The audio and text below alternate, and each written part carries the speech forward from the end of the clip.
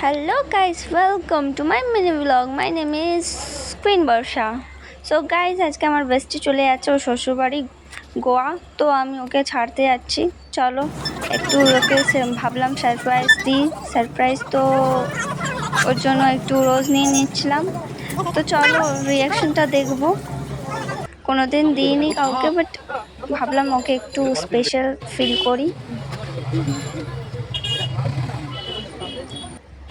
So দেখো এই আমার বেস্টি কত কিউট আর কত খুশিও।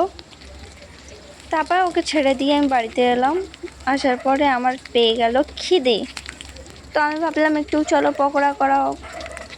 রাস্তা দিয়ে আসার সময় একটু চিকেন কিনে আনলাম, এনে আর পকোড়া করলাম। তো বাড়িতে একা ছিলাম বলে একটু ভাবলাম একা একাই করে খাই।